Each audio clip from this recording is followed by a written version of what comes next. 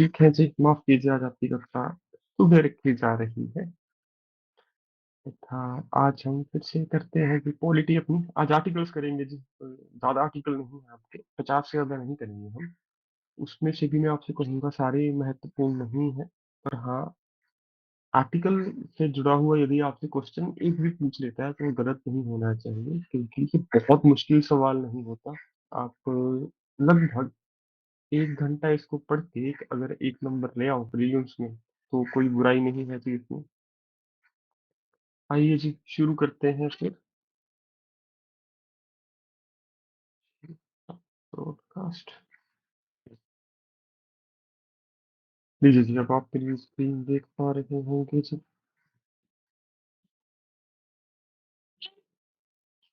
हाँ जी, तो सबसे पहले मैं शुरू करूंगा जी आपका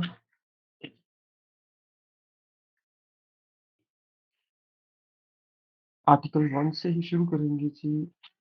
इतना इम्पोर्टेंट नहीं है, पर पहला आर्टिकल है, अगर एग्जाम में पूछे आपसे तो ये गलत नहीं होना चाहिए। और मैं फिर से कहूंगा, और जो आर्टिकल करवाऊंगा 50-60 आर्टिकल होंगे, ज्यादा नहीं होंगे, पर हाँ, महत्वपूर्ण है। एक दो बार पढ़ोगे वैसे ही याद हो जाएंगे। ठीक है, तो इसमें चिंता मत करना। बहुत सारे आर्टिकल हम किसी न किसी चीज द्वारा याद, किसी न किसी हम शॉर्ट ट्रिक द्वारा याद करेंगे जी। अगर आप चंडीगढ़ से हो फिर तो बहुत आसान होने वाला है। चंडीगढ़ घूमा है आपने? नहीं भी घूमा तो आज आपको चंडीगढ़ का पता चल जाएगा, चंडीगढ़ में कहाँ कहाँ पे क्या है। ठीक है, तो आइए शुरू करते हैं। आर्टिकल 1 सबसे पहले।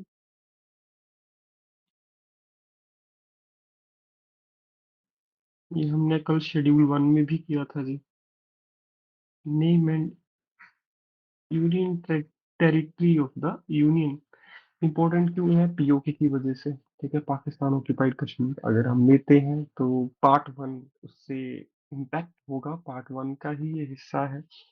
और आर्टिकल 2 बिल्कुल उसके लिए एक पूरा ग्राउंड तैयार करता है। आर्टिकल 2 में क्या है जी? Admission and establishment of a state. Latest state कौन सी है जी इंडिया में, बताइए।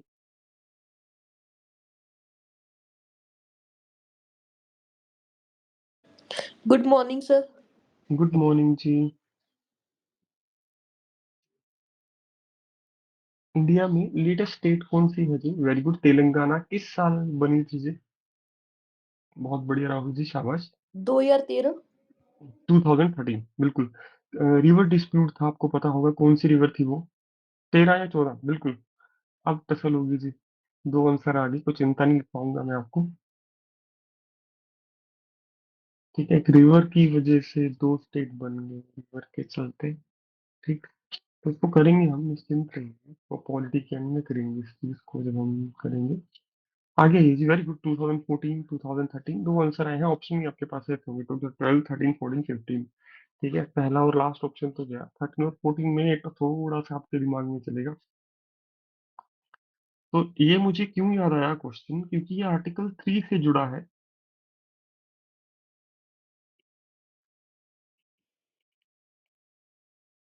Formation of new states. देखो, पीओके जाएगा आर्टिकल 2 पे। तेलंगाना का केस आर्टिकल 3 में है। Formation of new states and alteration of areas.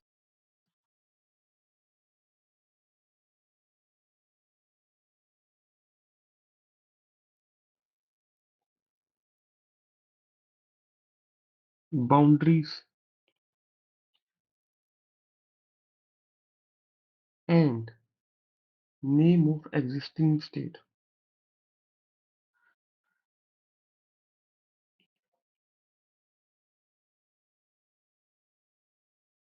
तो मैं कहना चाहूंगा तेलंगाना आपका आर्टिकल 3 से रिलेटेड है। अगर पीओके का क्वेश्चन पूछे, ये आर्टिकल 2 से जुड़ा हुआ। ठीक है, अब इसके बाद है जी, जो मुझे लगता है उसको क्वेश्चन पूछना चाहिए, पार्ट 2।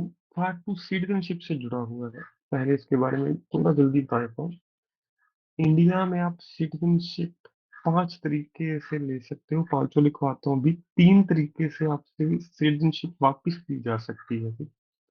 अब तक आपका जो सिटीजनशिप अमेंडमेंट एक्ट है वो 1955 चल रहा है। सीएए पिछले महीने भी बहुत न्यूज में आया है जी।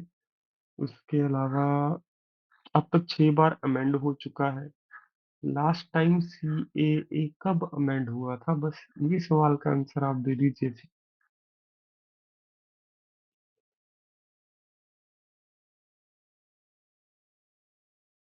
मैं सारे आर्टिकल नहीं करवाऊंगा, फिर से कह रहा हूँ।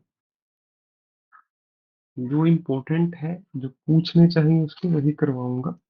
बताइए जी। 2019 हर्षिता जी, 2019। ठीक है। कोई चिंता नहीं जी, गलत आंसर बता सकते, कोई बुराई नहीं है इसमें, ताकि पेपर में गलत ना बताओ। यहाँ पे आपके आर्टिकल है, कल भी करवाया था मैंने, 5 to 11। इसमें आर्टिकल, चलो बात की बात है, सबसे पहले लिखिए जी, important points. The citizenship act of 1955।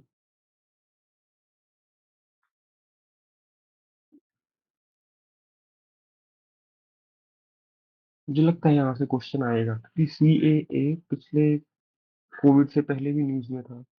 अभी गवर्नमेंट फिर एनआरसी सीएए की बात कर रही है कि इम्प्लीमेंट हो जाएगा बहुत जल्दी। तो इसमें से कुछ छोड़ के मत आना और सही करके आना। Citizenship act of 1955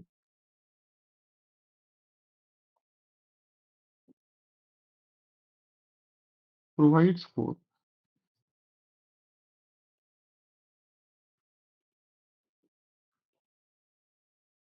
acquisition and loss of citizenship.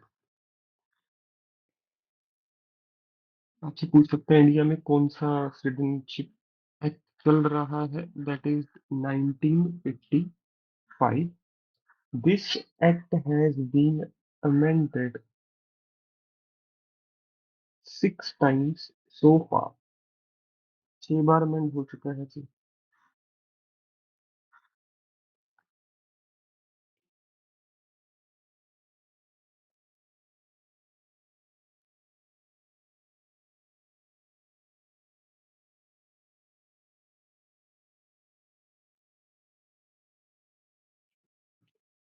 और इसमें लेटेस्ट अमेंडमेंट हुई है जी 2019 में, जिसके चलते प्रोटेस्ट हुए थे, आपको पता होगा, शाहीन बाग में।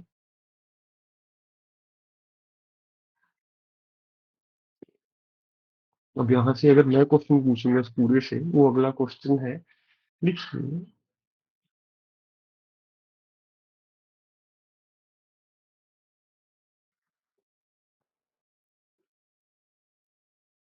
आर्टिकल 11 क्या कहता है जी, बताइए। पाकिस्तान वाला बगल मैंने आपको बता दिया था, माफ कीजिए, सुबह सुबह नाम नहीं लेना चाहिए उनका।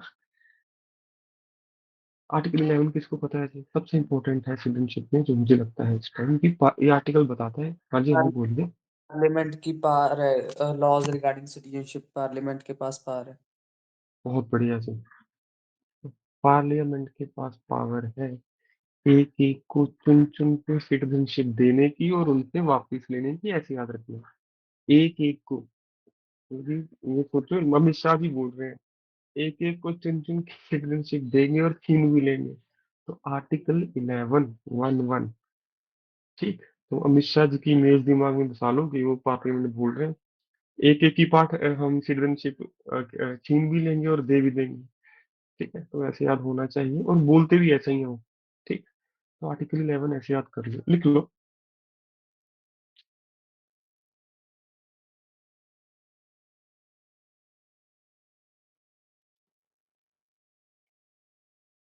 Parliament shall have power to make any provision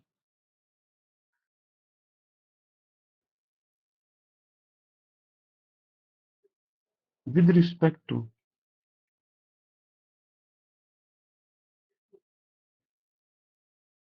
the acquisition and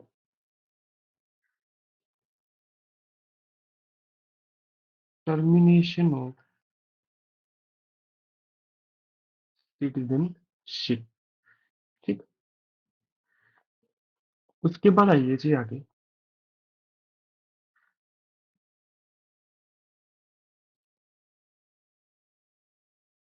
आपको पता होगा, दो तरह के लोग होते हैं, एक तो एलियंस हमारी कंट्री में, एक सिटीजन्स। अब ये एलियन आपके वो नहीं है जो दूसरे प्लेनेट से आए हैं। जब आप फॉरेन में जाओगे तो आपका वहां पे एलियन कार्ड बनेगा। एलियन कार्ड क्या होता है, तो उस कंट्री का ना होकर दूसरी कंट्री से हो। ठीक है। अब एक बहुत इंपॉर्टेंट पॉइंट है, लिखवाऊंगा नहीं, निश्चिंत रहिए, पर सुन लीजिए। हम कुछ सर्टेन फंडामेंटल राइट्स हैं जो एलियंस को नहीं देते, सिर्फ अपने सिटीजन्स को ही देते हैं। और एलियन नेशन भी दो तरह की होती है, एक तो फ्रेंडली, एक एनिमी। लाइक, अब पाकिस्तान का कोई सिटीजन इंडिया में आए तो हम उसको सारे फंडामेंटल राइट्स नहीं दे सकते, फ्रीडम ऑफ एक्सप्रेशन नहीं कहीं देंगे उनको। क्यों? Because that is a enemy nation. अगर आप यही इसराइल की बात करें, इसराइल का कोई सिटीजन इंडिया आता है तो हम उसको सर्टेन फंडामेंटल राइट्स देंगे। ठीक है। बट आर्टिकल 22 जो है, ये एलियंस के लिए नहीं है जी, आपके एनिमी नेशंस के लिए। ठीक है, तो ये लिखवाऊंगा नहीं, वैसे बताया कि आपके जो एलियंस हैं, जो दूसरे देशों से आए लोग हैं, इनको दो कैटेगरी में डिवाइड किया गया है। आगे लिखिए जी, इंपॉर्टेंट क्या है। Acquisition of citizenship. यूपीएससी में क्वेश्चन पूछा गया था जी ये,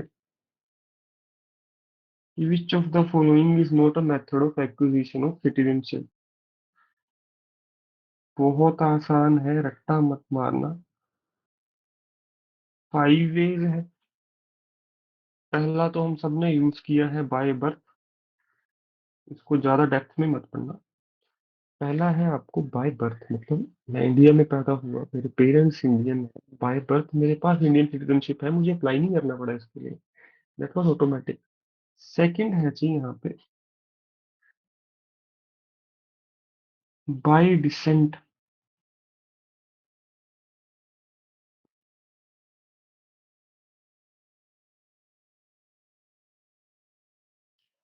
अब मान लीजिए मैं आफ्टर 1950 इंडिया के अलावा किसी और नेशन में पैदा हुआ।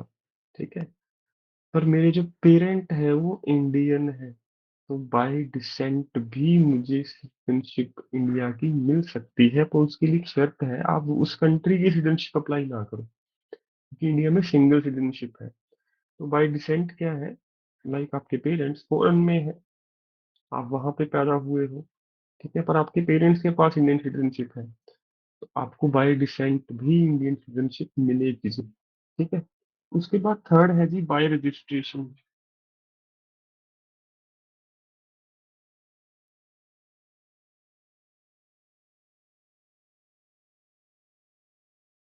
एक प्रॉपर अथॉरिटी के पास जाकर भी आप रजिस्टर करके इंडिया की सिटीजनशिप प्राप्त कर सकते हो। फोर्थ है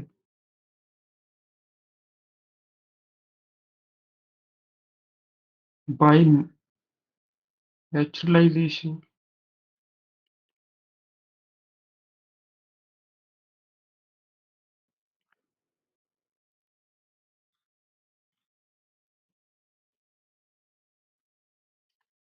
एक फॉरेनर इंडियन गवर्नमेंट को एप्लीकेशन लिख के अपनी मजबूरी बता के भी सिटीजनशिप ले सकता है। ये जुड़ा हुआ है सीए से, इसलिए ये इम्पोर्टेंट है, और इसी को चार ऑप्शन में से हटाया गया था जब लास्ट टाइम में क्वेश्चन पूछा गया था। और ये भी फिफ्थ भी सबसे इम्पोर्टेंट है। अगर पीओ के लेंगे तो वहां के लोगों को इनकॉर्पोरेशन ऑफ टेरिटरी, इस वे में सिटीजनशिप मिल जाएगी। ठीक है, तो ये आखिरी वाले दो बहुत इंपॉर्टेंट है जी हमारे लिए सिटीजनशिप लेने के लिए। ठीक है। बाय रजिस्ट्रेशन में आएगा जी आपका। ठीक है। तो बाय बर्थ, बाय डिसेंट, और इसमें आप क्या कीजिए, पहले तीन ज्यादा मुश्किल नहीं है, आखिरी दो करंट अफेयर की वजह से इम्पोर्टेंट है। ठीक है। Bye naturalisation. ठीक। सीए यहाँ पे कोई फॉरेनर, ये फॉरेनर के लिए है जी। और जब इनकॉर्पोरेशन ऑफ टेरिटरी होगी, इसको मैं लिख दूं पीओके, तो इनकॉर्पोरेशन में तो वहां के लोगों को ऑटोमेटिकली सिटीजनशिप मिल जाएगी इंडिया को। ठीक है। नेचुरलाइजेशन क्या है, कोई फॉरेनर है इंडियन गवर्नमेंट को रिक्वेस्ट करके भी इंडिया की सिटीजनशिप ले सकता है, और हम देते भी हैं। मान लो कोई साइंटिस्ट है, कोई बहुत बढ़िया आर्टिस्ट है, अब उसकी जान को खतरा है दूसरे देश में, तो इंडियन गवर्नमेंट को एप्लीकेशन लिख के इंडियन गवर्नमेंट सिटीजनशिप देती है, और दी भी गई। मुझे एक इंसान का नाम बताइए, दो इंसान हैं ऐसे जो फॉरेनर थे और उनको भारत रत्न दिया गया है। ऐसा कौन सा पहला फॉरेनर था जिसको भारत रत्न दिया गया? Mother Teresa. उनसे भी पहले, जिसको आप फ्रंटियर गांधी कहते हो, लेफ्ट हैंड ऑफ गांधी कहते हो,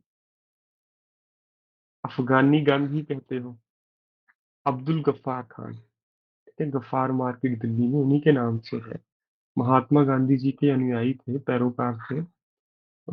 अब गफ्फार खान जी, उनको फ्रंटियर गांधी कहा जाता है। One and only.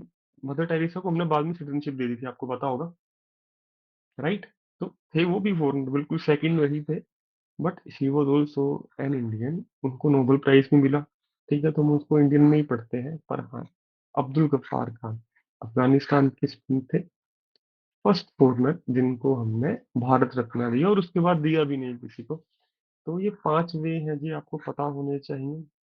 उसके बाद अगर आप लॉस है सिटीजनशिप का, उसके तीन वे हैं।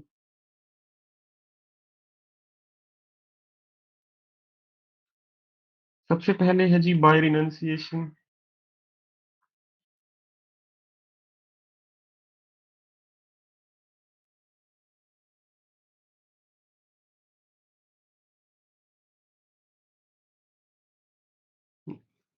वॉलंटियरली आप इंडिया की सिटीजनशिप छोड़ सकते हैं। ठीक है, मतलब आप खुद अपनी सिटीजनशिप को गिव अप कर सकते हैं। ठीक है। और उसके बाद है जी बाय टर्मिनेशन। ये क्या है?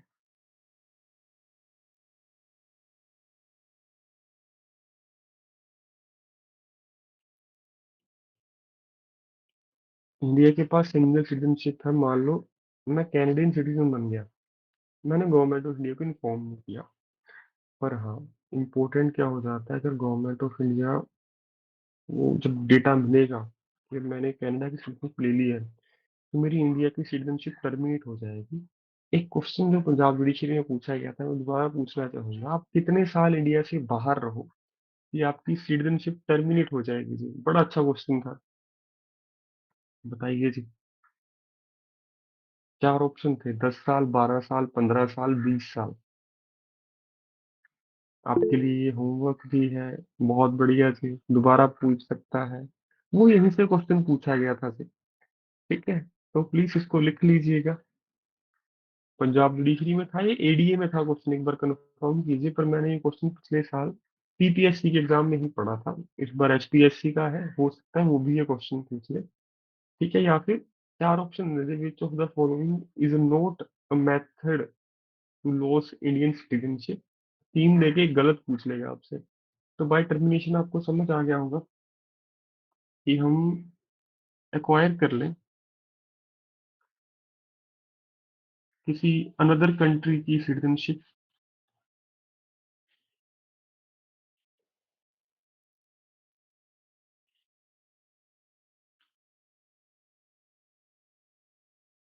और एंड में है जो सबसे बुरी चीज है, नहीं होनी चाहिए देशद्रोहियों के लिए, बाय डेप्रीवेशन।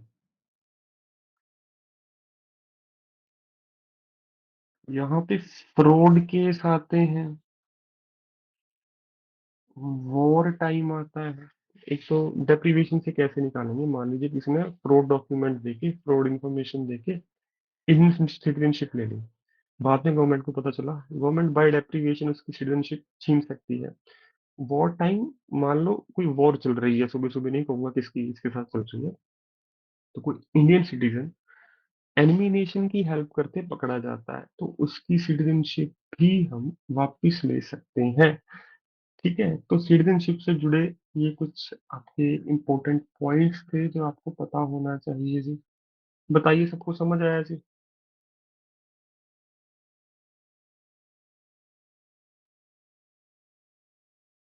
ठीक है, तो रट्टा मत मारना। इंडियन गवर्नमेंट इतनी अच्छी है, कांग्रेस के टाइम पे रूल आया, कांग्रेस का साइन ये है तो उन्होंने 5 वे दिए, ऐसे याद कर लो। और बीजेपी में 3 अल्फाबेट है। ठीक है, वापस लेने के कितने तरीके हैं? 3। ठीक है, ऐसे याद रखो।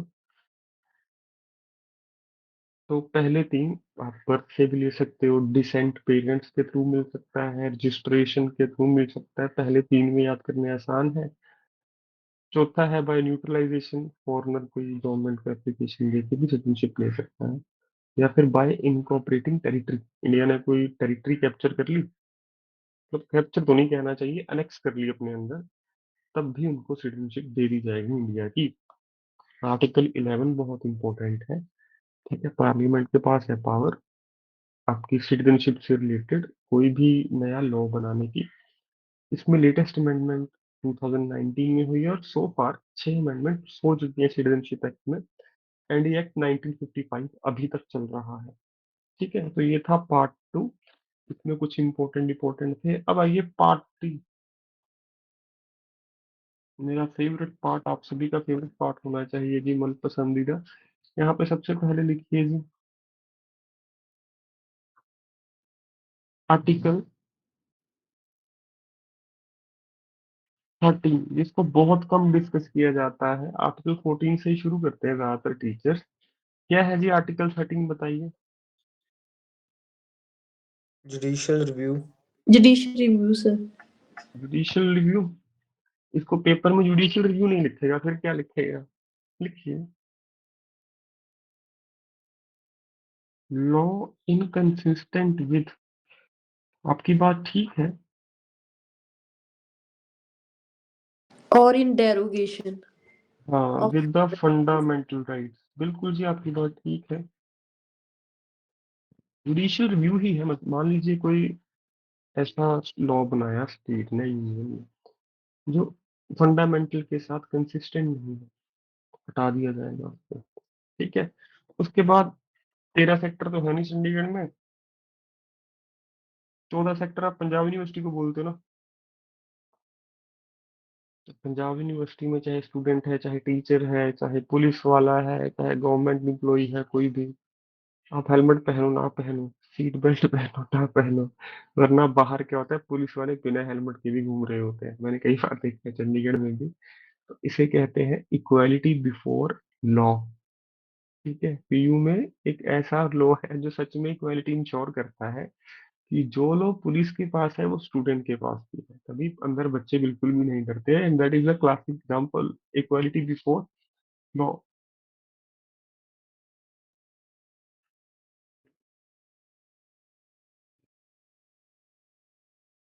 और पीयू के सामने है जी आपकी चाइनीज फूड मार्केट। ठीक है, तो वहाँ पे आपके मणिपुर सिक्किम से बहुत लोग आके काम करते हैं। और वहां पे गलती से भी ऐसा कोई वर्ड मत बोल देना जो इनकी फीलिंग्स को हर्ट करे, इतनी मार पड़ती है आप सोच भी नहीं सकते। तो यहाँ पे क्या है, डिस्क्रिमिनेशन के खिलाफ रूल है, तो आर्टिकल 15 ही डिस्क्रिमिनेशन के लिए बनाया गया है। लिखिए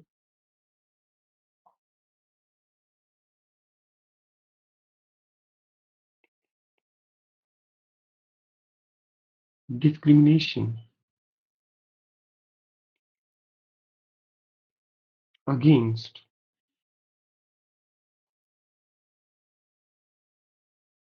रिलीजन, रेस, कास्ट।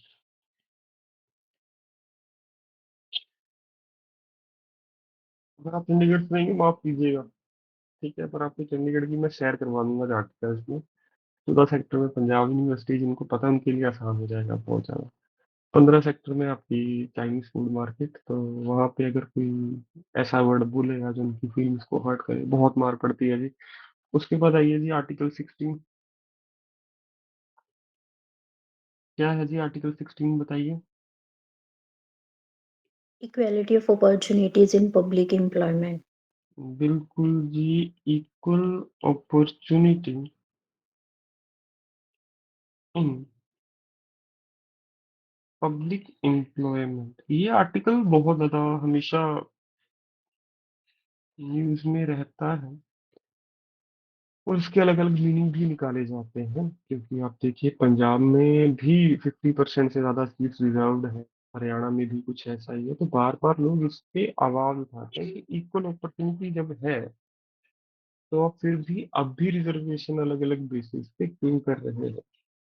तो अगर किसी को गवर्नमेंट एग्जाम नहीं भरने दिया जाता है इंडिया में, तब भी ये आर्टिकल के थ्रू आप रिट डाल के सुप्रीम कोर्ट, हाई कोर्ट में एलिजिबल हो जाओ एग्जाम देने के लिए, क्योंकि इक्वल अपॉर्चुनिटी है ओनली गवर्नमेंट जॉब्स में, पब्लिक एम्प्लॉयमेंट। प्राइवेट में ऐसा नहीं है। प्राइवेट में हरियाणा सरकार ने पिछले साल करने की कोशिश की थी कि 75% हम रिजर्वेशन दे प्राइवेट गवर्नमेंट में स्टेट वालों को, पर सुप्रीम कोर्ट ने कहा ये क्या है, नो अनकॉन्स्टिट्यूशनल, पता होगा आपको। ठीक है, तो ये आर्टिकल वहां पे हेल्प करता है लोगों को। आर्टिकल 17, सारे कपड़े आपके डिस्प्ले के अंदर, आप छू नहीं सकते, बाहर से देख ही सकते हो, इसको कहते हैं अनटचेबिलिटी।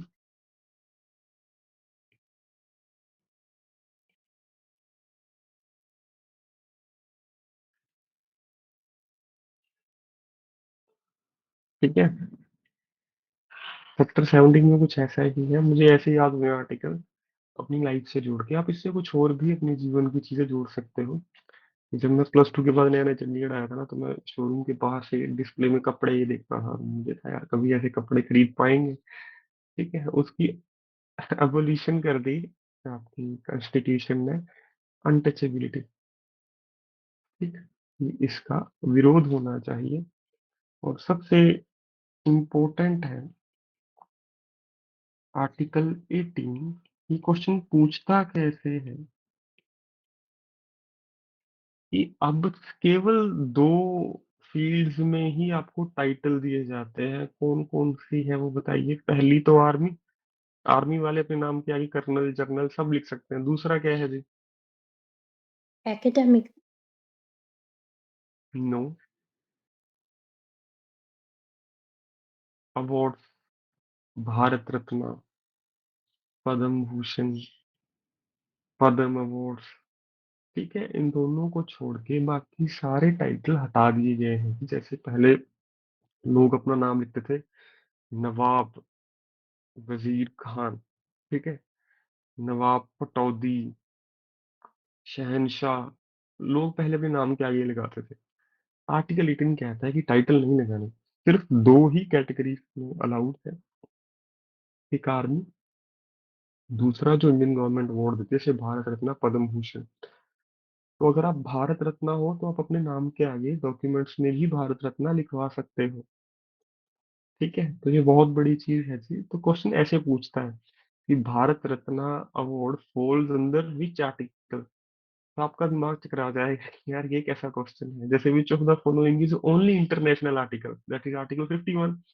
तो भारत रत्न अभी कपूरी ठाकुर जी को मिला, आडवाणी जी को मिला, चौधरी चरण सिंह जी को मिला, आपके ये हैं स्वामीनाथन जी को मिला। एक इंसान रह गया, कौन है जी वो? Narsimha Rao. Narasimha Rao, former prime minister. तो इनसे जुड़ा हुआ अगर आर्टिकल में क्वेश्चन पूछना हुआ तो आर्टिकल 18 इज क्लासिकल एग्जांपल, यहाँ से पूछ लेगा आपसे। ठीक है, वैसे भी 18 तक ही आपके स्कूल में टाइटल्स वाले नाम चलते हैं, आपको पता है। 18 में आप कॉलेज में चले जाते हो, स्कूल वाले सारे टाइटल हट जाते हैं, आपके नाम के आगे टाइटल लगाते हैं ना दोस्त। हाँ, देखो, टाइटल आप लिख सकते हो पर डॉक्यूमेंट्स में नहीं लिख सकते। डॉक्यूमेंट्स में आप अपना नाम एडवोकेट नहीं लगा सकते अपने नाम के आगे, भारत रत्न लगवा सकता है जी। ठीक है, और इसको याद कैसे करो, स्कूल तक 18 तक आप स्कूल में होते हो, +2 तक, +2 तक आपके गंदे गंदे नाम रखते हैं सारे दोस्त। 18 के बाद आप कॉलेज में जाते हैं, सारे टाइटल अबोलिश। हाँ, फिर आपको किसी अपने उल्टे सीधे नाम से बुलाने नहीं देते। ठीक है, आर्टिकल 18। ठीक, ये इंपॉर्टेंट है आर्टिकल, इसीलिए 3-4 तरीके से याद करवाने की कोशिश कर रहा हूँ आपको। उसके बाद आइए जी आर्टिकल 19।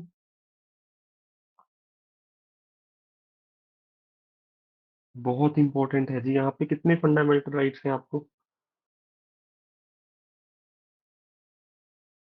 6, सिक्स? बिल्कुल जी। शुरू में कितने थे इनिशियली? 7, 7, वेरी गुड जी। Protection of certain rights, freedom of speech, ठीक है, फ्रीली मूव इन इंडिया, आप कहीं भी जा सकते हो। प्रेस, प्रेस फ्रीडम भी इसी में आता है, ये लिख देता हूँ। पूछेगा प्रेस फ्रीडम किस आर्टिकल में है। और इंडिया का रैंक क्या है जी प्रेस फ्रीडम इंडेक्स में? मुझे याद है 161, याद है?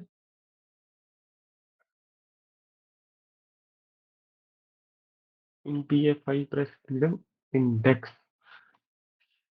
तो प्रेस का फ्रीडम भी आपका आर्टिकल 19 में आता है। इसको मैंने क्यों लिखवाया? न्यू क्लिक मीडिया के जो फाउंडर थे, मैंने परसों करवाया था, मुझे याद है आपको, नाम क्या था उनका? मुझे पढ़ के तो याद आ जाएगा, एकदम से याद नहीं आ रहा अभी। तो उनको जेल हुई पिछले साल, क्योंकि उनपे चाइनीज गवर्नमेंट से फंड लेने के एलिगेशन लगे हुए थे। उस वजह से ये आर्टिकल इम्पोर्टेंट है। तो फंडामेंटल राइट है प्रेस के पास भी बोलने का, किसी न्यूज को आगे रखने का।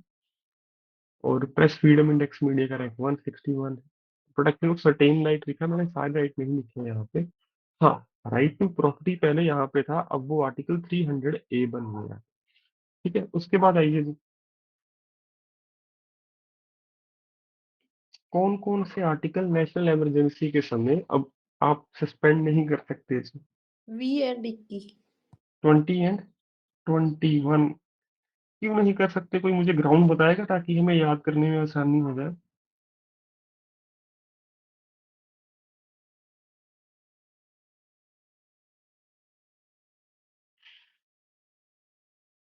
ये इसलिए है, और ये भी इंडिया में पहले से नहीं था। बिल्कुल जी, बहुत बढ़िया। ADM जबलपुर केस है, केसेस भी मैं आपको लिखवाऊंगा, इंपॉर्टेंट इंपॉर्टेंट। गोलकनाथ केस है आपके पास, मिनर्वा मिल्स आपको पता होगा, सब पता है, मुझे पता है आपको। उसके अलावा केशवानंद भारती केस है, कई अच्छे अच्छे केसेस हैं, केसेस भी करेंगे एक दिन। वो आपके नोट्स में नहीं है, माफ कीजिएगा। तो ये क्यों इम्पोर्टेंट हो जाता है? मान लीजिए इमरजेंसी है, तो इमरजेंसी में होता क्या है, बहुत बार पावर का मिसयूज किया जाता है। ठीक है, किसी को भी उठा लिया, जेल में डाल दिया। और पंजाब ने तो ये दौर बहुत बार देखा है, हरियाणा पंजाब पहले एक ही था। तो 1951 में फर्स्ट टाइम नेशनल इमरजेंसी लगती है, तब हरियाणा पंजाब ही था। तो जब हमने वो चीज देखी, तब हमें महसूस हुआ कि ऐसा नहीं होना चाहिए। और जब इंदिरा गांधी जी ने नेशनल इमरजेंसी इम्पोज की 1975 में, तब तो ये बहुत बड़े लेवल पे मिसयूज हुआ पावर का। तब एक अमेंडमेंट आई, वो हम अमेंडमेंट्स में लिखेंगे कि आर्टिकल 20 एंड 21 सस्पेंड नहीं होना चाहिए। क्योंकि इससे होता क्या है, आम लोगों के लिए एक तरीके से मिसयूज करती है पावर गवर्नमेंट। तो protection in respect of conviction for offences. दूसरा है आर्टिकल 21, जो बहुत इंपॉर्टेंट है, लव मैरिज भी यहीं पे है। और प्रोटेक्शन अगेंस्ट सेल्फ इंक्रीमेशन, कुछ लोग खुद को आग लगा लेते हैं, आपको पता होगा ना, आपने देखा भी होगा प्रोटेस्ट के टाइम पे कि मैंने, ये बड़ी डरावनी सी चीज होती है, उसमें इतना गहराई में मत जाइएगा। अगर सेल्फ इंक्रीमेशन पे भी आपको आर्टिकल पूछता है कौन सा है, that is also article 21। Love marriage article 21, right to life article 21। ठीक है, तो लाइफ जहाँ पे प्रोटेक्ट करनी हो वहां पे आर्टिकल 21 आपको पता है। और ये दोनों आर्टिकल 360 पे भी, 352 अफेक्ट नहीं होते।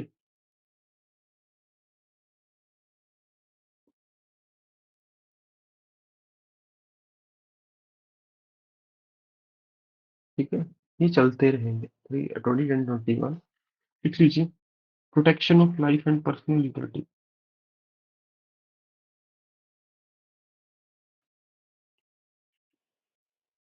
यहाँ से चाहे एक भी क्वेश्चन ना आए, पर ये बहुत इंपॉर्टेंट आर्टिकल्स हैं जी हमारे लिए सारे, क्योंकि 50-60 ही और पता होने चाहिए, इंटरव्यू में पूछ सकता है आपसे।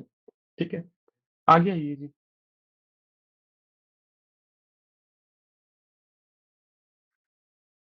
ये पूछ सकता है जी। 86th अमेंडमेंट 2002 क्या है जी? राइट टू एजुकेशन एज कहाँ तक देती है गवर्नमेंट जी? 6 to 14. वेरी गुड जी। 6 to 14 एज तक यहाँ पे आपको फ्री एजुकेशन देती है, गवर्नमेंट की फंडामेंटल ड्यूटी है। अगर कोई गवर्नमेंट स्कूल एडमिशन नहीं दे रहा तो आप आर्टिकल 226 के थ्रू हाई कोर्ट जाके फ्री एजुकेशन ले सकते हो, और 32 के थ्रू रिट डाल के आप यहाँ से भी फ्री एजुकेशन इंश्योर कर सकते हो बच्चे के लिए। तो राइट टू एजुकेशन है। ठीक है, पहले कौन सा आर्टिकल था जी ये 21A बनने से पहले? So DPSP फंडामेंटल ड्यूटीज में था। बहुत बढ़िया जी। आर्टिकल कौन सा था जी? आर्टिकल था यहाँ पे 45। ठीक है, पहले था ये 45, अब बन गया है 21A। 45A अब भी है। अब वहां पे क्या है, अर्ली चाइल्ड केयर का एक टॉपिक बचा है। ठीक है, क्योंकि अर्ली चाइल्ड केयर अभी फंडामेंटल राइट नहीं है। ठीक, पर वो भी धीरे धीरे हो जाएगा होपफुली। आगे आइए जी। ह्यूमन ट्रैफिकिंग बहुत बड़ा इशू है जी इंडिया में, आपको पता होगा। ह्यूमन ट्रैफिकिंग इंडिया से भी बहुत होती है।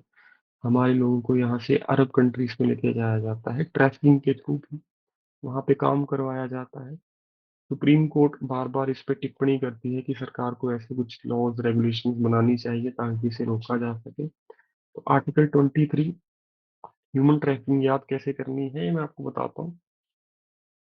सर आपके केजीएफ मूवी तो बिल्कुल बिल्कुल इसी पे रिलेटेड है। ये होता है आपका ग्रेजुएशन पीरियड, 5 ईयर लॉ। इसके बाद आपको ट्रक में भर के कहाँ पे लेके जाया जाता है? कोर्ट में। आपकी भी ट्रैकिंग उसको फन वे में याद रखो, रट्टा मत मारो। 22 के बाद आप 23 हुए नहीं, सबको चलो रखो, निकलो सारे। ठीक है, तो हमें यहाँ से लेके जाया जाता है। तो आर्टिकल 23 ह्यूमन ट्रैफिकिंग। और 24 में फिर आपसे चाइल्ड लेबर करवाई जाती है, जब आपका सीनियर बोलता है चलो बेटा ये फाइल तैयार करके लाओ, ड्राफ्ट बना के लाओ, ये पढ़ो, केसेस पढ़ो। ठीक है, तो इसको फन वे में याद कर लो, आर्टिकल 23। तो 18 से 22 5 साल होते हैं, आपकी लॉ खत्म होती है, उसके बाद आपकी ट्रैकिंग की जाती है।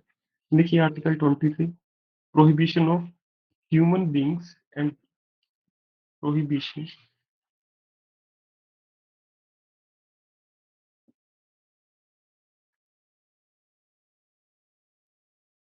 Traffic human beings and force labour. और 24 में आपके साथ क्या किया जाता है? आपसे चाइल्ड लेबर करवाई जाती है जी। प्रोहिबिशन ऑफ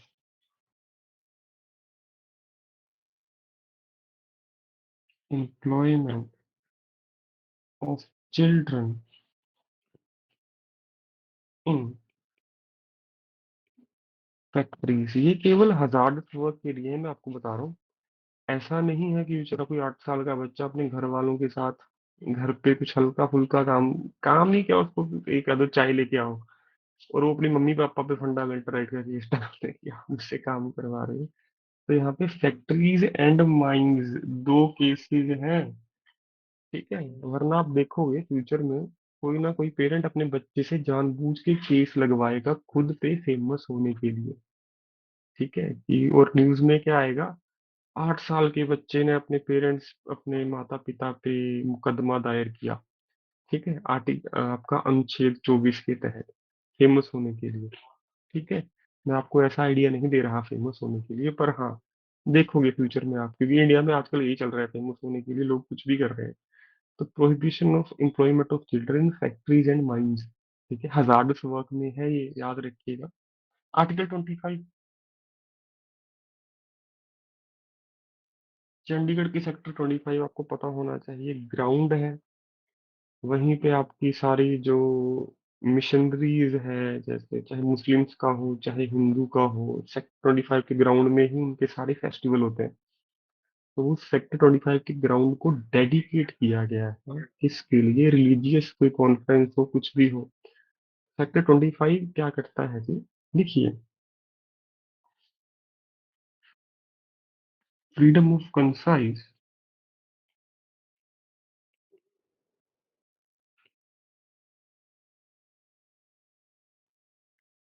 ठीक है, free profession, practice and propagation of religion. ठीक है, अपने धर्म के बारे में लोगों को बता सकते हो, कोई चिंता नहीं है।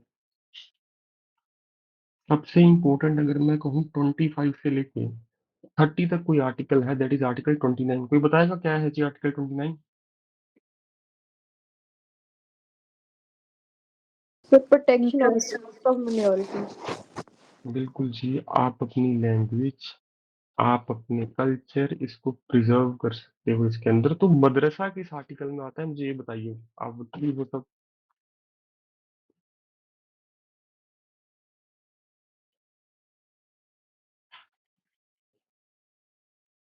Sir, 30? 30, very good. वो आर्टिकल 30 में है, इसमें मत समझ लेना उसको, मैंने इसलिए करवाया आपको। आर्टिकल 29 है राइट टू कंजर्व।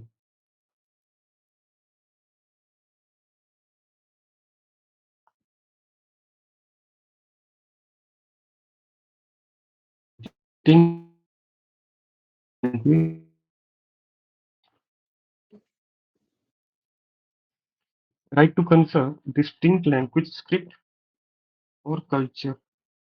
तो अगर कल्चर वगैरह की बात आए उसको प्रोटेक्ट करने की, तो आर्टिकल 29 है। पर अगर एजुकेशनल इंस्टीट्यूशन आए माइनॉरिटी के लिए, तब है आपका आर्टिकल 30। और आर्टिकल 30 और 29 दो ही इंपॉर्टेंट है, ऊपर वाला 25 इतना इंपॉर्टेंट नहीं है। मैं फिर से बता रहा हूँ, बस लिखवाया है आपको ताकि एक बार देख के जाओ कम से कम क्या है।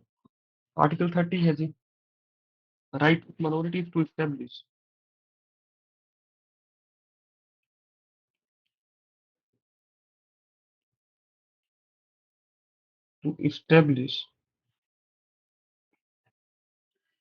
एंड एडमिनिस्टर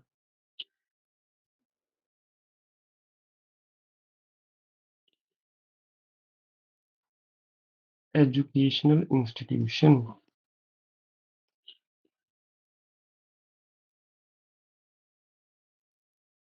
क्योंकि अभी आपका मदरसा पे बुलडोजर चला, इस स्टेट में बताइए रिसेंटली जहाँ पे यूपीसी लागू होने जा रहा है? उत्तराखंड। ठीक है, हल्द्वानी में आपको पता होगा एम अलीगढ़ मुस्लिम यूनिवर्सिटी भी है। पर हाँ, अभी हल्द्वानी में भी सर हिंसक घटना हुई थी, तो वहां पे भी आर्टिकल 30 की बात की जा रही थी। पर गवर्नमेंट ने कहा कि आपने लैंड इंक्रोच किया है, हमें मदरसा से कोई प्रॉब्लम नहीं है। ठीक है, तो वो आर्टिकल 30 के ग्राउंड पे कह रहे थे आप ऐसा नहीं कर सकते। और गवर्नमेंट का स्टैंड था कि ये गवर्नमेंट का लैंड है, इसीलिए आप इसको एनक्रोच नहीं कर सकते। तो आर्टिकल 30 बहुत बार न्यूज में आया था रिसेंटली। ठीक है, यूपी गवर्नमेंट भी इस आर्टिकल के लिए न्यूज में रहती है, तो मध्य प्रदेश पे। तो ये तीनों स्टेट्स में बार बार न्यूज आ रही थी अखबारों में। तो article 30, right of minorities to establish and administer educational institution. ठीक है, अगर मैं ऊपर वाले तीनों में बात करूँ तो आर्टिकल 30। ऊपर वाले दो छोड़ भी देना, इसको मत छोड़ना गलती से भी। आगे आइए जी। अगला तो पता ही है, heart and soul of Indian constitution. ठीक है,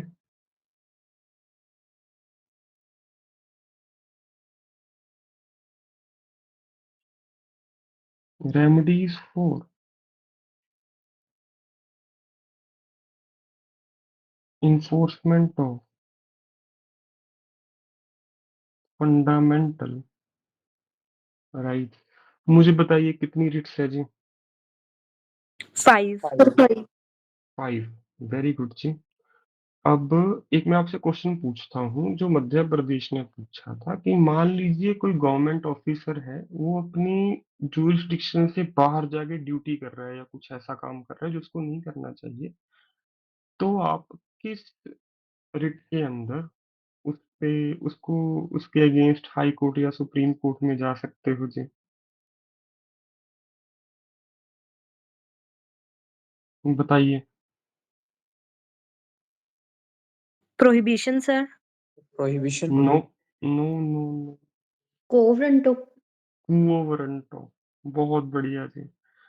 तो कुओ वारंटो है जो इसको रोकती है कि भैया अपनी जुरिस्डिक्शन में रहो, जितनी आपको डोमेन दी गई है उसी में काम करो, उसके बाहर मत जाओ। ठीक है, समझ गए जी? तो रिट कितने तरह की है जी? 5 फाइव। पहली कौन सी है जी? Habeas corpus. Habeas corpus. Habeas corpus क्या है जी? सर अगर sir illegal unlawful detention detainment की है। है। बहुत बढ़िया जी। इलीगल डिटेंशन हो जाए किसी की, तो अब जुडिशरी में क्या कर रहा है वो? ये नहीं पूछता, पहले पूछता रिट कितने टाइप की होती है जी, रिट के बारे में बेसिक बेसिक क्वेश्चन। अब वो कहता है आपको एक सिचुएशन दे देगा और सिचुएशन बेस्ड क्वेश्चन पूछेगा जी कि इस रिट की एप्लीकेशन कब है, उस रिट की एप्लीकेशन कब है।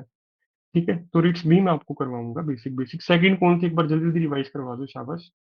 मैंडेमस। मैंडेमस। मैंडेमस क्या कहती है जी? Mandamus. Sir To public servant command को something. ड्यूटी के लिए, हम्म। कोई आपकी जैसे सर अगर एफआईआर दर्ज यूनिवर्सिटी नहीं कर हमारा रहा? वो नहीं रिजल्ट नहीं इशू कर रही तो मैंडेमस फाइल कर सकते हैं। वेरी गुड जी। कोई आपका एफआईआर दर्ज नहीं कर रहा तो कौन सी जाएगी जी?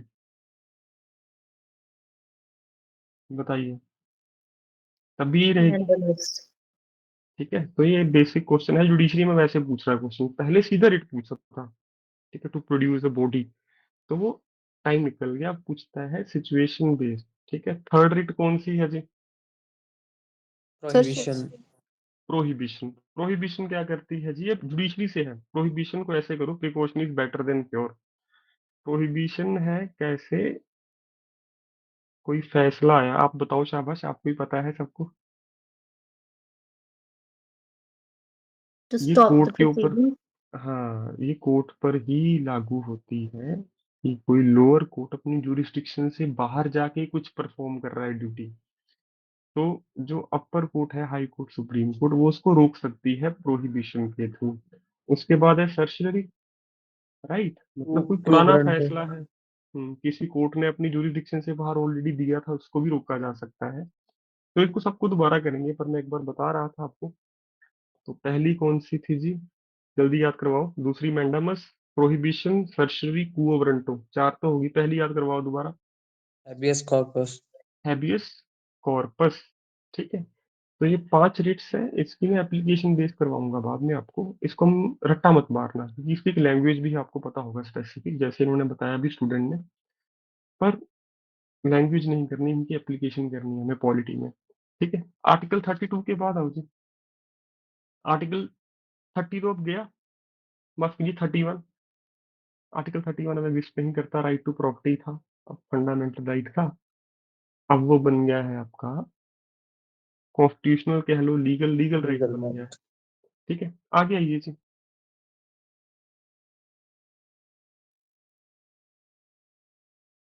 आर्टिकल 40 हरियाणा के लिए इंपॉर्टेंट विलेज है। पंचायत। बिल्कुल जी, ऑर्गेनाइजेशन ऑफ विलेज पंचायत। क्योंकि पिछले कुछ साल पहले, पिछले एग्जाम के बाद, जब हरियाणा का लास्ट टाइम हुआ था 2021 में, कितने, वैसे 6 महीने के अंदर अंदर पंचायत के इलेक्शन हो जाने चाहिए, इन्होंने ऑर्गेनाइज नहीं किए। ठीक है, तो बहुत मुद्दा उठाया गया था आर्टिकल 40 के अंडर ही, न्यूज में बार बार ये चीज आ रही थी। तो आर्टिकल 40 की इंपोर्टेंट है, organisation of village panchayat. 1992 third year of government आ गई थी, हमने कल किया था। 44 बहुत बार लिखवाया है। UCC. UCC, uniform civil code. Article 45 की मैंने भी थोड़ी देर पहले बात की ही थी आपसे अर्ली कि childhood care. Early childhood care. Early childhood care, जबकि एजुकेशन वाला काम हम पूरा कर चुके हैं 2002 में।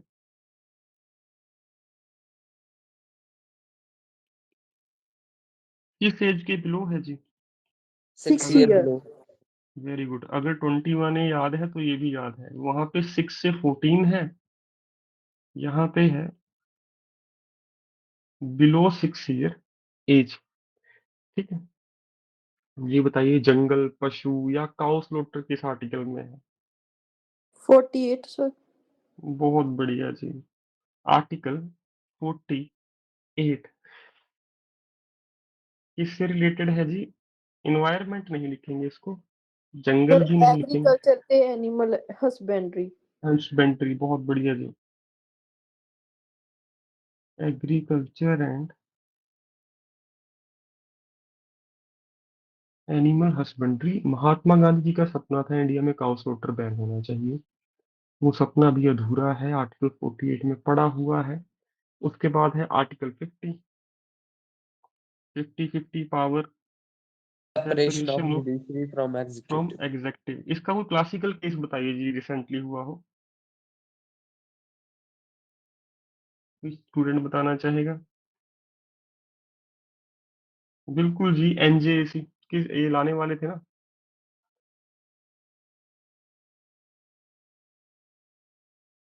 इंडिया में एनजेएसी आने वाला था।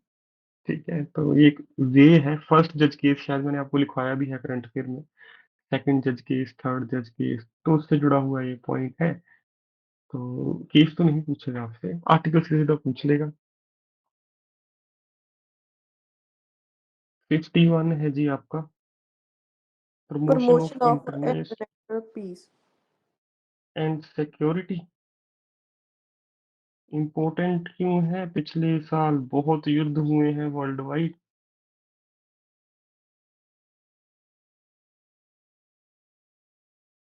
तो ये इम्पोर्टेंट हो जाता है जी, वन एंड ओनली इंटरनेशनल। तो पिछले साल यूपीएससी ने पूछा ये क्वेश्चन, इसीलिए इम्पोर्टेंट था क्वेश्चन। क्यों? क्योंकि पूरे वर्ल्ड में अभी युद्ध चल रहे हैं, अशांति का माहौल है, तो हमारे पास एक आर्टिकल है जो प्रमोट करता है इंटरनेशनल पीस को।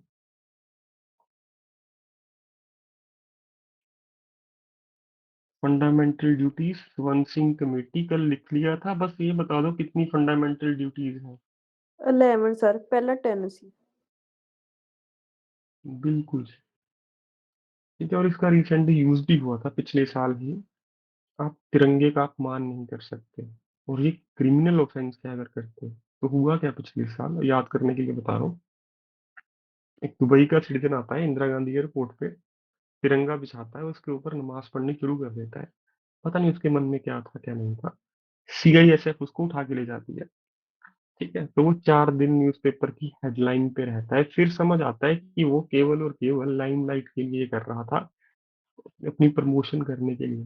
ठीक है, तो पब्लिक प्रॉपर्टी की केयर करना भी हमारी ड्यूटी है, नेशनल एंथम, नेशनल सॉन्ग, इनकी रिस्पेक्ट करना हमारी ड्यूटी है। और ड्यूटीज का कंसेप्ट हम कहाँ से लेके आए हैं? यूएसएसआर से। ठीक है, इसके बाद आइए जी, आर्टिकल 52 नहीं पूछेगा। क्यों नहीं पूछेगा? पुराना हो गया। द प्रेसिडेंट, आर्टिकल 54 है इलेक्शन ऑफ द प्रेसिडेंट, ये भी पिछले साल पूछा था, तो इस बार जरूरत नहीं है उसको पूछने की।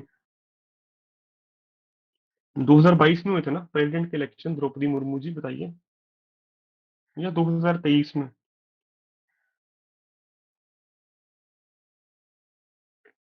तो आपके एग्जाम को 1 साल हो चुका है, पर फिर भी आर्टिकल 54 इज इम्पोर्टेंट, 52 चाहे मत करना। उसके बाद सबसे इम्पोर्टेंट है जो कई बार पूछा गया है,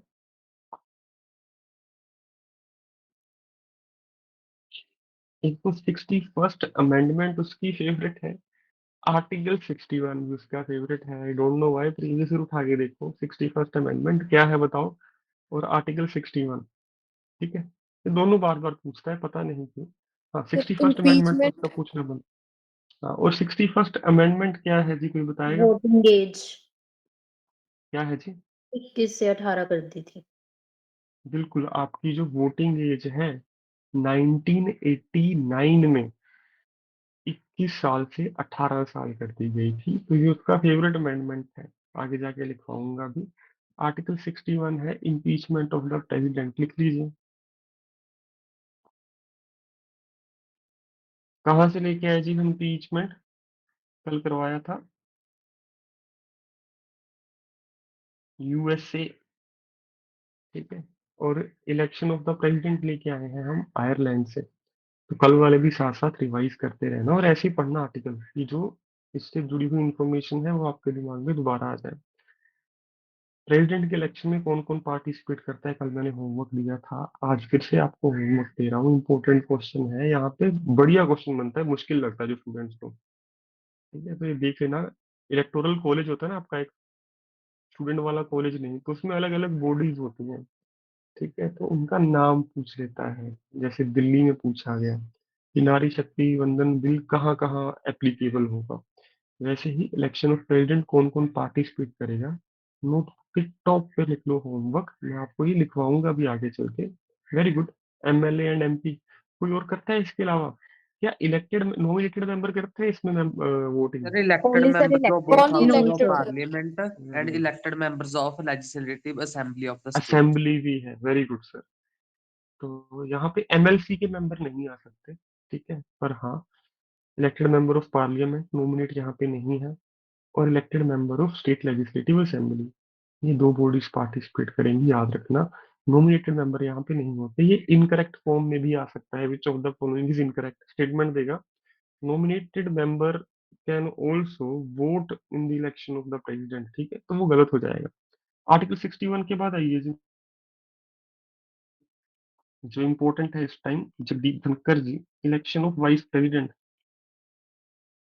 कहाँ से सीखे जी हमने? पोस्ट ऑफ वाइस प्रेसिडेंट कहाँ से आई? पोस्ट, सॉरी, यूएसए से। वाइस प्रेसिडेंट की जो हम वैकेंसी है वो हमने यूएसए से सीखी है थी। और सबसे इम्पोर्टेंट,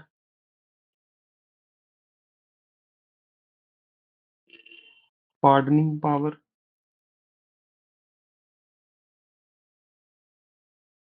बहुत बढ़िया पावर है जी प्रेसिडेंट के पास।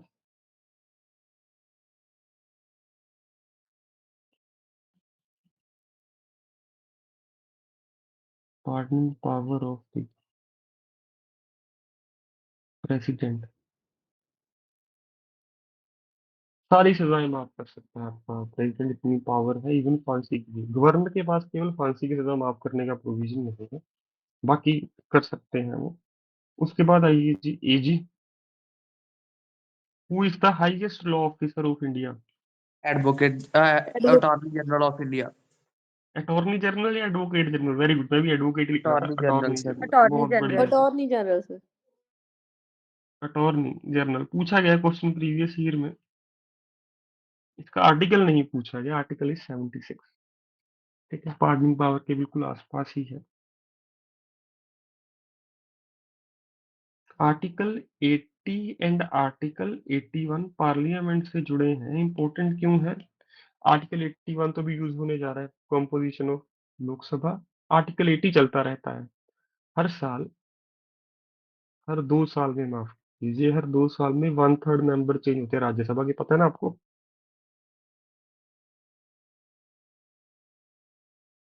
कॉम्पोजिशन ऑफ राज्यसभा,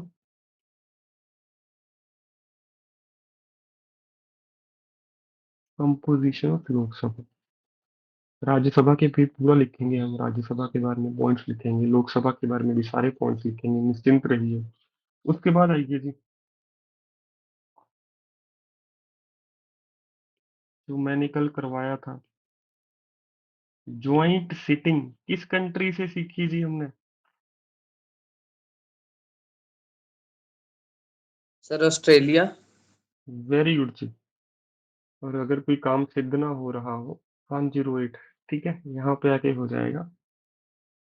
अगर सबसे आसान क्वेश्चन इसमें पूछना हो, पता है क्या पूछेगा, मैं आपको बताता हूँ। अभी इंटरिम बजट आया तो मनी बिल के बारे में डिस्कस करेंगे कि विच of the following word is not mentioned in Indian constitution. ना तो फेडरल वर्ड पूरे इंडियन कॉन्स्टिट्यूशन में कहीं मिलेगा, ना ही बजट, ठीक है। तो बजट के लिए कौन सा वर्ड है? Annual financial statement, article 112। और हम फेडरल नहीं है, हम क्या है जी, बताओ? Quasi-federal. Quasi federal, very good जी। तो डेफिनेशन ऑफ मनी बिल,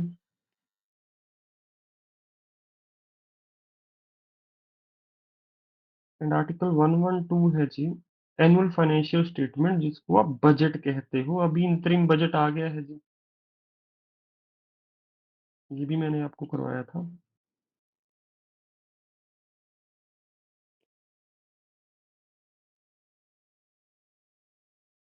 क्या आपने लिखा था who will decide whether bill is money bill और नॉट? Yes, कई बार sir. पूछा गया। Speaker. Speaker of Lok Sabha. Whose recommendation is required to introduce a money bill? President. President. Who introduced money bill? Finance finance minister. Finance minister. minister. Very good, ठीक है। ये तीन question है, important है, ठीक है। अगर आप प्रीवियस ईयर आप पढ़ के बैठे हो पहले से ही, तो आपने ये तीनों पढ़े होंगे, तीनों पहली बार पूछे जा चुके हैं पहले। आगे आइए जी। अब आपके सबसे important article, article 124, establishment of supreme court, ठीक है। अब आप मुझे बताएंगे आर्टिकल 129 क्या है जी? Supreme court to Court be of a record. Court Court of of record. record. Court of record, very good जी।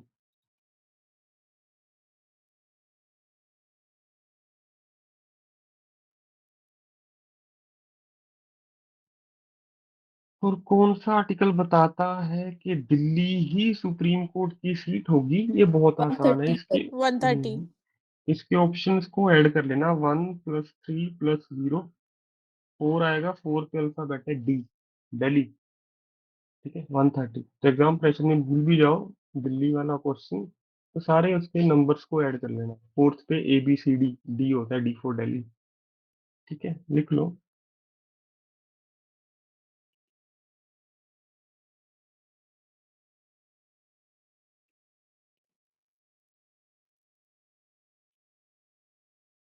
मैंने लोकेशन लिख दिया, कोई चिंता नहीं है, बस दिल्ली देख के कर देना। उसके बाद आइए जी आर्टिकल 137। Review jurisdiction. बिल्कुल जी, review of judgments and orders by the SC।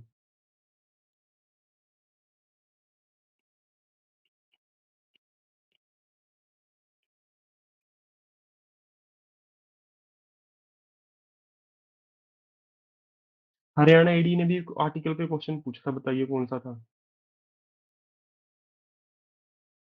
अगर किसी को याद हो।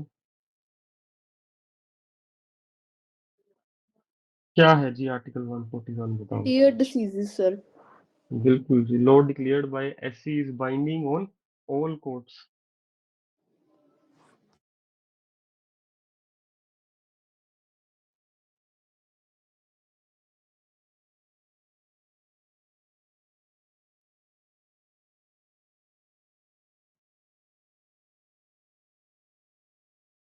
और मैं फिर से कह रहा हूँ, इनको रट्टा मारने मत बैठना, शांति से एक दो बार पढ़ना है बस। मेरा आप रट्टा मार रहे हो, आपकी गलत अप्रोच है करंट अफेयर और पॉलिटी को लेकर। ये कुछ ऐसे टॉपिक हैं जिसको अपनी लाइफ से भी जोड़ सकते हो ज्यादातर, और क्या कर सकते हो। और चार ऑप्शन में इनको ढूंढना बड़ा आसान रहता है। जो सुप्रीम कोर्ट का आपको पता है रेंज क्या है, 124 से 147। इसके अगर बाहर जाता है वो दो वाले ऑप्शन, तो वैसे ही आपके रिमूव हो जाएंगे, ठीक है। आगे आइए जी, आर्टिकल 143 कल करवाया था। Advisory jurisdiction. वेरी गुड जी।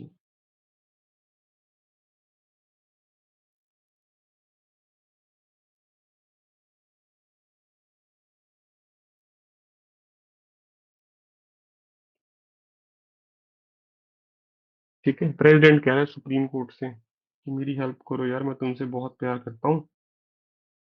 तो ये आ गई एडवाइजरी जुरिस्डिक्शन की, प्रेसिडेंट हेल्प, पर प्रेसिडेंट के ऊपर बाइंडिंग नहीं है सुप्रीम कोर्ट कोई भी एडवाइस। प्रेसिडेंट एडवाइस ले सकते हैं मुझसे, ठीक है। आर्टिकल 143।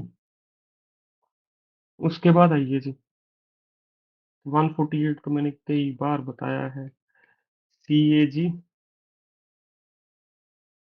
Controller auditor general.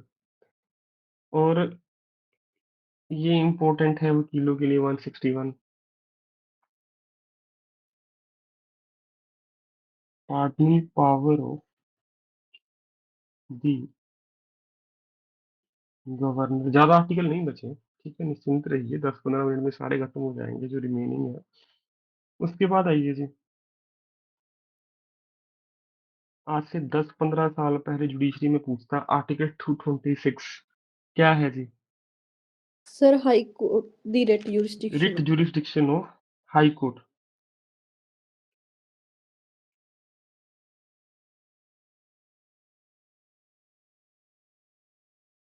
ठीक है, हाई कोर्ट की डोमेन बड़ी है या सुप्रीम कोर्ट की, ये भी आपको पता होगा फिर तो। Sir high court. High court, ठीक है, तो ये थोड़ा हट गया क्वेश्चन, क्योंकि जो पढ़ के नहीं गया वो सुप्रीम कोर्ट को लगा के आएगा पक्का। यहाँ पे रिट जुरिस्डिक्शन हाई कोर्ट की ज्यादा बड़ी बड़ी है जी। ठीक है, उसके बाद आइए जी, ये आर्टिकल न्यूज में बहुत रहता है जी। अरविंद केजरीवाल जी बार बार एलजी एलजी, कौन है एलजी? हम नहीं मानते किसी एलजी को। यहाँ पे क्या है, special provisions for Delhi. Yes कर सर। लेना, आपकी नेबर स्टेट है, विद रिस्पेक्ट टू दिल्ली। अब आइए जी, स्टेट इलेक्शन कमीशन, जिसकी अगले साल हरियाणा को जरूरत पड़ेगी जी। आर्टिकल 243 के, इलेक्शन कमीशन का तो अभी आएगा। स्टेट इलेक्शन कमीशन इंपॉर्टेंट है हरियाणा के लिए, क्योंकि हरियाणा में भी इलेक्शन होने जा रहे हैं वेरी सुन, ज्यादा दूर नहीं है, दिल्ली में भी होने जा रहे हैं अगले साल। ठीक है, तो 243 ए 143, प्रेसिडेंट में 100 जोड़ो, यहाँ पे लैंड कर जाओ के में। ठीक है, और हरियाणा के लिए ये आर्टिकल आप ऐसे में भी लिख सकते हो, 262। मैं होता तो ये क्वेश्चन जरूर पूछता, SYL से जुड़ा हुआ है क्या है जी? Water disputes. Water disputes, inter state river का कोई भी मेडिकल मैटर हो, आप सुप्रीम कोर्ट के पास जाओगे, पता है ना आपको, दो स्टेट्स के बीच में लड़ाई हो, स्टेट वर्सेस यूटी हो, यूनियन वर्सेस स्टेट हो, ओरिजिनल जुरिस्डिक्शन में जाता है। तो आर्टिकल 262 है, लिख लीजिए, डिस्प्यूट रिलेटिंग टू वाटर।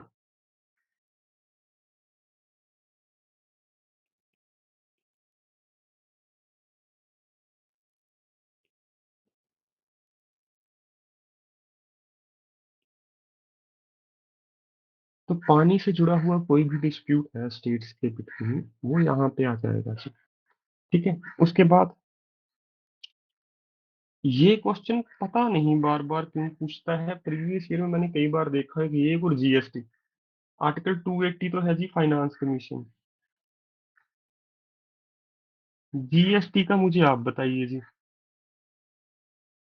कि पंजाब जुडिशरी में भी ये क्वेश्चन इस बार फिर से पूछा गया था, पता नहीं क्यों, फेवरेट क्वेश्चन है उनका। और जीएसटी का आप मुझे बताइए जी। बस, 279 कैपिटल ए। वेरी गुड जी, इससे एक पहले अमेंडमेंट,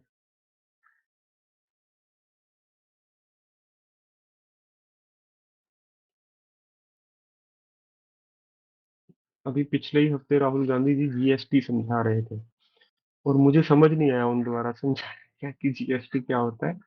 वो किसी अग्रवाल को उनकी शॉर्ट की एग्जांपल देके समझा रहे थे। ठीक है, तो मैंने 2-3 बार वो वीडियो देखी, पर पता नहीं वो शायद कुछ और कहना चाहते थे, क्रिटिसाइज कर रहे थे गवर्नमेंट को, अच्छी बात है, करना चाहिए।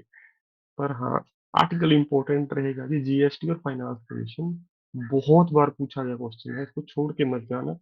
इनके आगे भी स्टार लगा लो, और मैं स्टार क्यों लगवा रहा हूँ, कि अगर आप एक दिन पहले भी पढ़ो तो कम से कम इनको देख के जाना।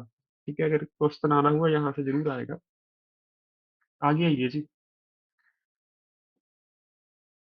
Article 300 suits and proceedings. Yes sir. Very good जी, और 300A हमने कल ही किया था, राइट टू प्रॉपर्टी, जो आपका लीगल राइट है।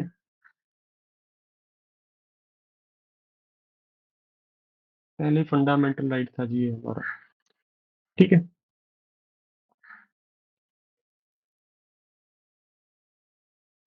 इसके बाद आइए जी, आर्टिकल 324, इलेक्शन कमीशन। ये तो आर्टिकल आएगा करंट अफेयर की वजह से, या फिर पूछेगा कौन कौन पार्टिसिपेट करेगा इलेक्शन कमीशन की सिलेक्शन में। कौन कौन करेगा बताओ? Leader of opposition, speaker of Lok Sabha. Chief justice of India. जी, एक रह गया, चीफ जस्टिस ऑफ इंडिया। चौथा कौन है? Prime minister. Prime minister. Leader of opposition है तो प्राइम मिनिस्टर भी है यहाँ पे। ठीक है। इलेक्शन कमीशन, बस ऑलमोस्ट खत्म है आर्टिकल। 3 आर्टिकल रह गए।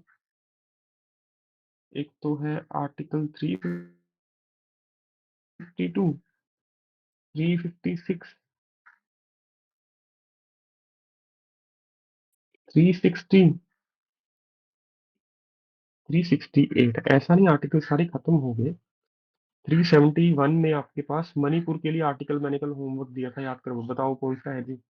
सी सर 371 सी है। ठीक है, वो बहुत इंपॉर्टेंट है, उसको छोड़ के मत जाना।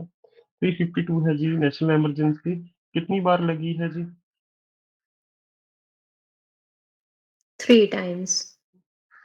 पहली बार 1962, दूसरी बार बताओ यार। 1975 सर। नहीं, 75 तो लास्ट है जी, सर लॉन्गेस्ट है ये। 71। 71 या 72, ये भी 71 है। 71 में भी हमारी लड़ाई हुई थी। तीसरी बार 75 में लगाई गई थी। ठीक है, तो ये ईयर भी पूछ लेता है। In which of the following year national emergency was not imposed. ठीक है, नोट वाले क्वेश्चन में बड़ा अच्छा क्वेश्चन बनता है ये।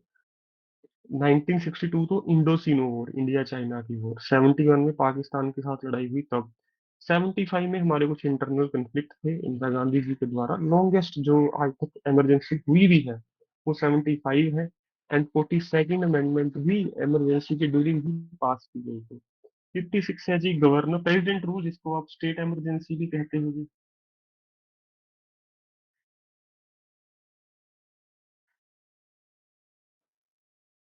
यहाँ पे है first time imposed in Punjab 1951।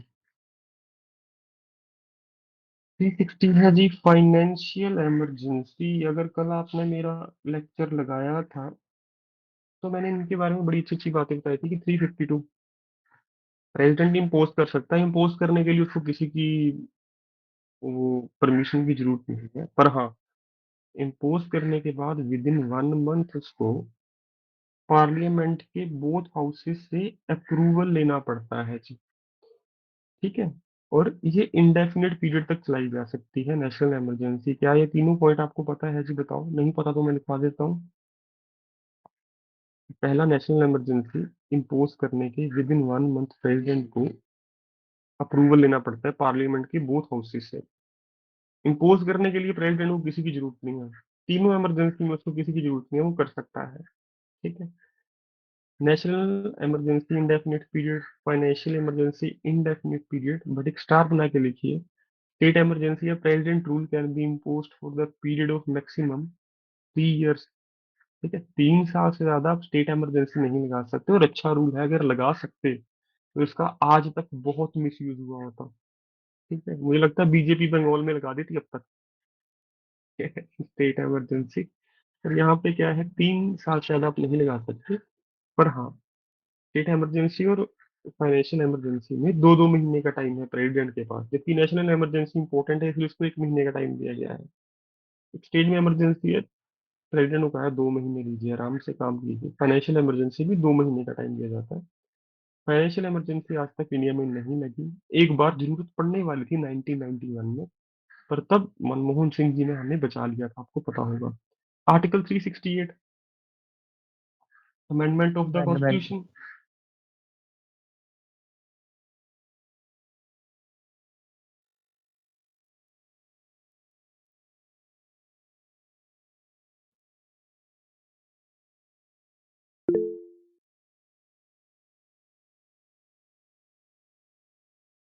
अब क्वेश्चन कल मुझे स्टूडेंट ने पूछा, बिल्कुल निकासी जी, आप बोलिए, शाबाश।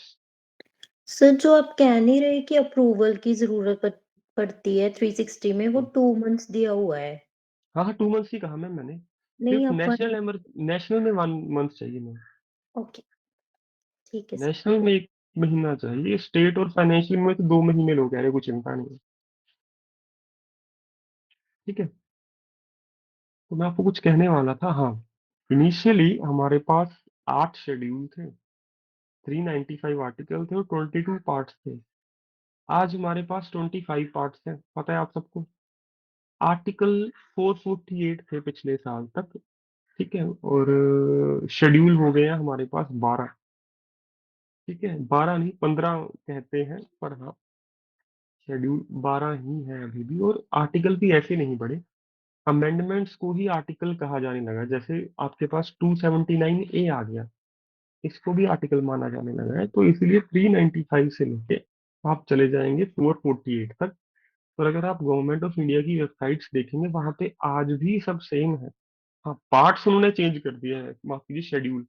ये शेड्यूल 12 है, बाकी अभी भी आर्टिकल 395 ही है वहां पे। बाकी क्योंकि गवर्नमेंट की वेबसाइट पे बाकी आर्टिकल्स को वो उसी में इंक्लूड कर लेता है कि आपका आर्टिकल 21 एंड 21A वो एक ही मानता है। ठीक, और यही वो करता है आपका पार्ट्स के साथ। तो ये आर्टिकल थे, आपको शायद थोड़ा सा बोरिंग लगा हो, कोई चिंता नहीं है। पर हाँ, अब मैं वो आर्टिकल आपको जल्दी जल्दी रिवाइज कराऊंगा जो इम्पोर्टेंट है। सबसे पहले article 2, admission and establishment of state, POK, याद रखना। ठीक है, जबकि ये अगर तेलंगाना की बात करेंगे तो आर्टिकल 3 में चला जाएगा वो। ठीक है, ये दो आर्टिकल। उसके बाद आर्टिकल 11 बहुत इंपॉर्टेंट है जी। क्यों इंपॉर्टेंट है? क्योंकि ये अभी यूज हुआ है रिसेंटली। ठीक है, उसके बाद आइए जी आप, आर्टिकल 18 भारत रत्न की वजह से इंपॉर्टेंट है जी मेरे पास। उसके बाद मैंने बताया आर्टिकल 30, मदरसा, न्यूज में बहुत रहता है, इसीलिए इम्पोर्टेंट है जी। थोड़ा जल्दी कर रहा हूँ, माफ कीजिएगा, पर मुझे लगता है आप ने पहले भी स्टार्स लगाए थे यहाँ पे। उसके बाद आइए जी आर्टिकल 48। ठीक है, काउ स्लोटर यहाँ पे आ जाता है जी, महात्मा गांधी का सपना। उसके बाद आ जाता है जी on one and only international article in Indian constitution. ठीक है, promotion of international peace and security, ये वर्ल्ड में जो इतनी सारी डिस्टर्बेंस चल रही है उसकी वजह से है। उसके बाद आर्टिकल 61 बार बार पूछा गया, और 54, ये दोनों। फिर से 66 पे भी मैंने स्टार लगाया था, 72 पे भी मैंने स्टार लगाया था। बाकी आप छोड़ भी सकते हो, कोई चिंता नहीं है। Attorney general, highest law officer की जैसे इंपॉर्टेंट है। लोकसभा के इलेक्शन होने जा रहे हैं तो आर्टिकल 81 इसलिए इंपॉर्टेंट है, करंट अफेयर्स में आ जाता है। ज्वाइंट सिटिंग, बार बार पूछा गया क्वेश्चन। एनुअल फाइनेंशियल स्टेटमेंट, बार बार पूछा गया क्वेश्चन जी। ठीक है, उसके बाद सुप्रीम कोर्ट के तो मैंने जितने भी लिखवाए आपको सारे इंपॉर्टेंट है, बाकी छुड़वाए हैं मैंने आपसे। ठीक है, court of record, judicial review है, दिल्ली सुप्रीम कोर्ट की सीट है, law declared by SC B binding on all courts, ये इंपॉर्टेंट है जी हमारे लिए बहुत। आर्टिकल 143। फिर पार्डनिंग पावर ऑफ गवर्नर, आपको अगर प्रेसिडेंट की याद है उसमें कितना ऐड करना है बताओ, मैंने लिखवाया था 89, आप यहाँ पे लैंड कर जाओगे। ठीक है, उसके बाद 226, रियली इंपॉर्टेंट, दिल्ली न्यूज में रहता है, ये भी इंपॉर्टेंट। बाकी तो इंपॉर्टेंट ही है इसके बाद सारे। ठीक है, तो ये एक बार आज जाके उन पे नजर मारना। मुझे लगता है मुझे एक लेक्चर एक्सटेंड करना पड़ेगा, मैंने 4 लेक्चर में पॉलिटी सोची थी, 5 में हो जाएगी। पर मैं बिल्कुल भी लोड लेके नहीं पढ़ा रहा, बहुत आराम से पढ़ा रहा हूँ आपको। ठीक है, तो निश्चिंत होकर इसको रिवीजन दीजिए। इनको मैं बार बार रिवाइज करूंगा, जब भी कोई क्वेश्चन किसी आर्टिकल से जुड़ा आएगा मैं आपको पूछूंगा कौन सा आर्टिकल था, तब आप जरूर बताइएगा। ठीक है, इतने ही आर्टिकल कीजिए। जैसे ऑल इंडिया सर्विस मैंने नहीं करवाया, आर्टिकल 312। ठीक है, क्योंकि अभी हमें जरूरत नहीं है उसकी इतनी ज्यादा। मनी बिल पे डिसीजन केवल लोकसभा ले सकती है, मैं आगे चेक करवाऊंगा। ऑल इंडिया सर्विसेज में केवल राज्यसभा डिसीजन ले सकती है। तो जब लोकसभा राज्यसभा कल ही करेंगे ये, तब मैं ये चीजें आपको दोबारा रिवाइज करवाऊंगा। ठीक है, किसी का क्वेश्चन है पूछिए, बाकी स्टूडेंट्स जा सकते हैं। बहुत बहुत धन्यवाद जी, उम्मीद करता हूँ मैं आपको लोड नहीं दे रहा आखिरी 2 हफ्तों में।